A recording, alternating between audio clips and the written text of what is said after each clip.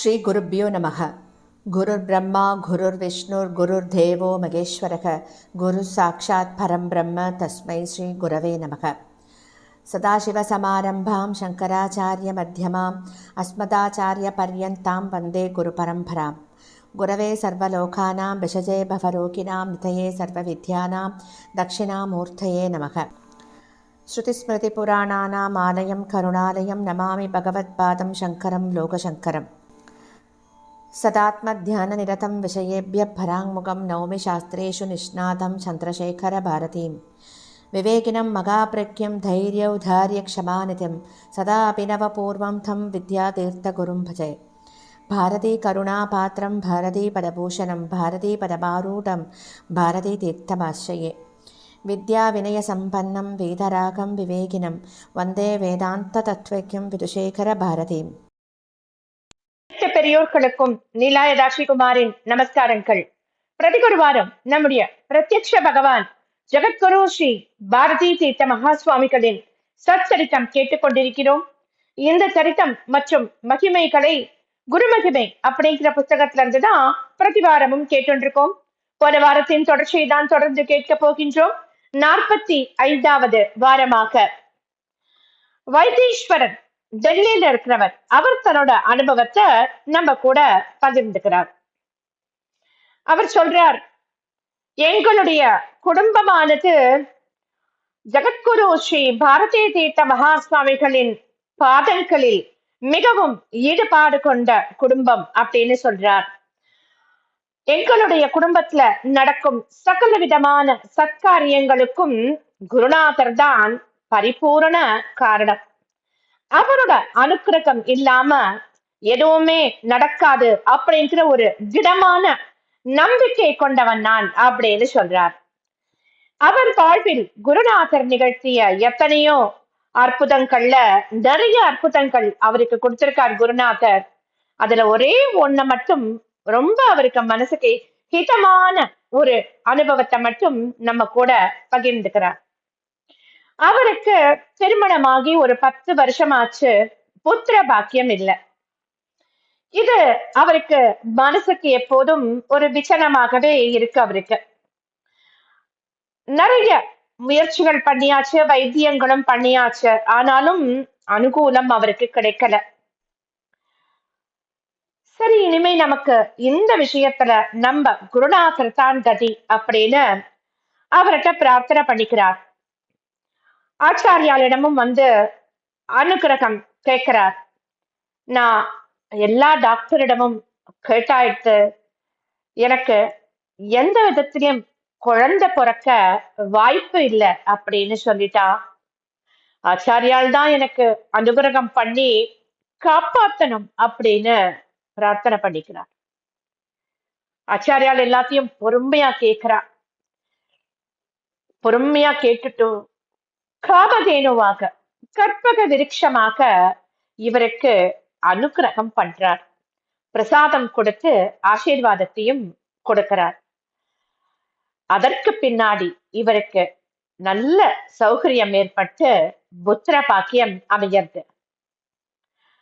ஆனா என்ன ஆயிடுதுன்னா, குழந்தை பிறந்து 2 மணி நேரத்துல குழந்தையோட உடம்பு நிலைமை கொஞ்சம் சீரியஸ் ஆயிடுச்சு. அப்போ டாக்டர்கள்லாம் என்ன சொல்றாங்கன்னா, குழந்தைக்கு பிரீத்திங் ப்ராப்ளம் கிரிட்டிக்கலா இருக்கு, நாங்க மேற்கொண்டு இத டெஸ்ட் பண்ணி பார்த்துட்டு தான் என்னன்னு சொல்லணும் அப்படின்னு சொல்லிடுறா. பல டெஸ்டுகள்லாம் பண்றா, பல டெஸ்ட் எல்லாம் எடுக்கிறா. எல்லாம் பண்ணி பார்த்துட்டு அவ சொல்றா, ஹார்ட்ல ஒரு சின்ன ஹோல் இருக்கிற மாதிரி இருக்கு, அது லிவரிலும் அதோட ஷேடோ இருக்கு அப்படின்னு சொல்றா. இவருக்கு என்னென்னமோ புரியாத ஒரு மெடிக்கல் டேர்ம்ஸ், அப்படிப்பட்ட அந்த வியாதிகளை எல்லாம் சொல்லிட்டு, குழந்தை ஐசியூல ஆக்சிஜன்ல தான் இருக்கணும், 1 வாரம் ஆகணும், 1 வாரம் ஆனாதான் எதுவுமே சொல்ல முடியும் அப்படின்னு சொல்லிட்டா. இவாளுக்கு கையும் ஓடல காலும் ஓடல. எத்தனையோ வருஷம் கழிச்சு ஆச்சாரியால் கொடுத்த குழந்தை இல்லையா அது. மனசுக்கு குருநாதர் மேல பரிபூர்ண நம்பிக்கை இருக்கு. கண்டிப்பா எதுவும் நடக்காது, ஆச்சாரியாள் நமக்கு கண்டிப்பா நல்லதுதான் செய்வா அப்படிங்கிற ஒரு நம்பிக்கை. அதனால அவர் என்ன பண்றார், நம்ம கிருஷ்ணமூர்த்தி அண்ணா இருக்கார் இல்லையா, அவருக்கு அவரை தொடர்பு கொள்றார். அவரை தொடர்பு கொண்டு ஆச்சாரியால் தான் குழந்தைக்கு உயிர் பிச்சை கொடுக்கணும், காப்பாத்தணும் அப்படின்னு சொல்றார். ஆச்சாரியாலும் சொல்லி இருக்கா, பகவான் இருக்கான், ஒரு பிரச்சனையும் இருக்காது, எல்லாம் சீக்கிரம் சரியாயிடும் அப்படின்னு ஆசீர்வாதம் பண்ணியிருக்கார் கிருஷ்ணமூர்த்தி அண்ணாட்ட. அவர் ஆசீர்வாதம் பண்ண ஒரு கொஞ்ச நேரத்திலேயே அது என்ன அதிசயம், அப்படி ஒரு மிகப்பெரிய அதிசயம். குழந்தைய பரிசோதனை பண்ண வெளியூர்ல இருந்து வந்திருக்காரு ஒரு ஸ்பெஷலிஸ்ட். அவர் குழந்தைய பரிசோதனை பண்ணி பார்த்துட்டு, இந்த குழந்தைக்கு ஒரு பிரச்சனையும் இல்லையே, மெடிக்கல் ரிப்போர்ட்ஸ் எல்லாம் நீங்க காட்டினீங்களே, அதுல இருந்ததுக்கும் குழந்தைக்கும் எந்த ஒரு சம்பந்தமுமே இல்லையே, இது மெடிக்கலாக சாத்தியமே இல்ல, it is nothing but miracle அப்படின்னு சொல்லிட்டு குழந்தைய ஒரு நாளைக்கு அப்சர்வேஷன்ல மட்டும் வச்சுட்டு இருந்துட்டு நீங்க கூட்டின்னு போலாம் வீட்டுக்கு அப்படின்னு சொல்லிடுறார். எப்படி இருக்கும் இவாளுக்கு அப்படின்னு நினைச்சு பாருங்க. அதிர்ச்சி அவளுக்கு, ஆனந்தம். ஸ்ரீ குருநாதன் சீக்கிரமே சரியாயிடும் அப்படின்னு சொன்ன அந்த வாக்கிற்கு ஏற்ப 24 மணி நேரத்திற்குள்ளேயே அவரோட குழந்தை பரிபூர்ண குணமடைஞ்சுட்டான். என்னோட ஆச்சாரியால் தான் வைத்தியநாத சுவாமியா வந்திருந்து அனுக்கிரகம் பண்ணினார் அப்படிங்கறதுல எனக்கு சந்தேகமே இல்லைன்னு சொல்றார். கொஞ்ச நாள் கழிச்சு, சில மாதங்கள்லாம் கழிச்சு அவர் குழந்தைய டெல்லிக்கு அழைச்சிட்டு போய் அவருடைய உடல் நலம் மறுபடியும் பாதிக்கப்பட்ட போதும் என்னோட குருநாதரின் அனுகிரகத்தினால் அவன் எந்த விதமான பிரச்சனையும் இல்லாம பழைச்சுட்டான். மகாபாரதத்துல பரீட்சித்தை கிருஷ்ண பகவான் காப்பாத்தினார். அதே போல என் குழந்தைய ஸ்ரீ ஆச்சாரியால் தான் கிருஷ்ண பகவானாக இருந்து காப்பாத்தினார் அப்படின்னு சொல்றார்.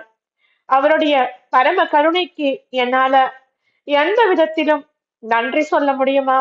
நன்றி செய்யவே முடியாது. சரணாகதி அப்படின்னு நமஸ்காரம் மட்டும்தான் பண்ண முடியும். என்னோட குழந்தைக்கு வந்த நோய் தான் என்ன, அது எப்படி மாயமா மறைஞ்சது, அதோட மர்மம் என்ன?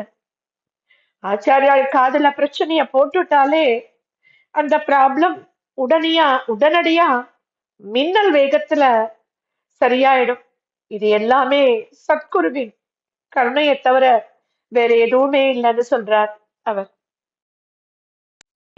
நம்பினால் எதுதான் நமக்கு கிடைக்காது இல்லையா? அடுத்ததா சென்னையில இருந்து திரு ஏ.எஸ். பிரசாத் அப்படிங்கிறவர் தன்னோட அனுபவத்தை சொல்ல போறார். பிரசாத் ஒரு இன்வெஸ்ட்மெண்ட் கன்சல்டன்டாக இருக்கார்.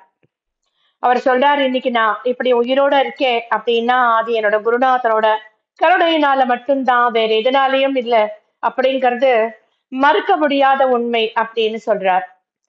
என்னோட வாழ்வுல நிகழ்ந்த மயிர் கூச்சரியும் நிகழ்ச்சியை கேட்பவாள்லாம் படிப்பவாள்லாம் எப்படிப்பட்ட நாத்திகராக இருந்தா கூட நம்முடைய ஸ்ரீ குருநாதர் பாதங்களை பணிந்து நமஸ்காரம் பண்ணுவார் அப்படிங்கிறது சத்தியம்னு சொல்றாரு அவர்.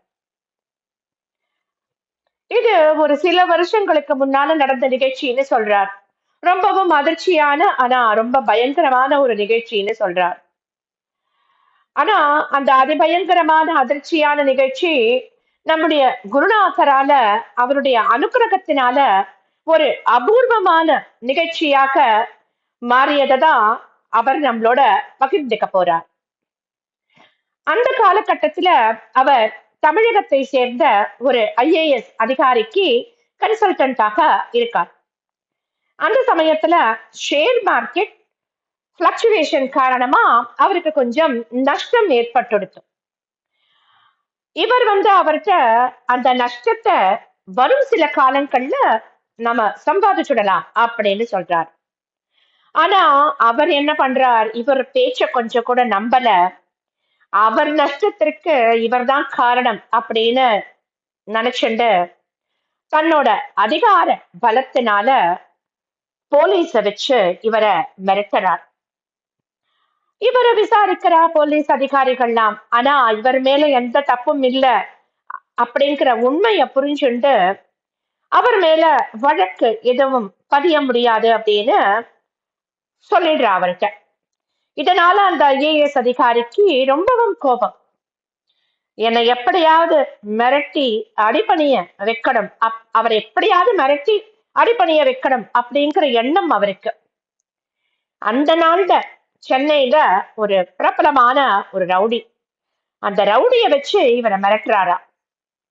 அந்த பிரபல ரவுடி என்ன பண்றான், அவனோட சகாக்கள் ஒரு 6 பேர்களோட திடீர்னு இவரோட ஆபீஸ்க்கு வந்து அவரோட செக் புக்கோட இவரையும் மனுஷண்டு கார்ல கடத்தின்னு போயிடுறான்.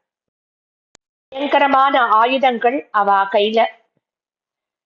கண்டிப்பா நம்ம ஒரு பெரிய சிக்கல்ல மாட்டின்னு இருக்கோம் அப்படின்னு நினைச்சுக்கிறார். நினைச்சுண்டே ஸ்ரீ குருநாதரை பிரார்த்தனை பண்ணிக்கிறார். இதுக்கப்புறம் அவருக்கு என்ன நடக்க போறது அப்படிங்கறத நம்ம அடுத்த வாரம் தொடர்ந்து கேட்டு தெரிஞ்சுக்கலாம்.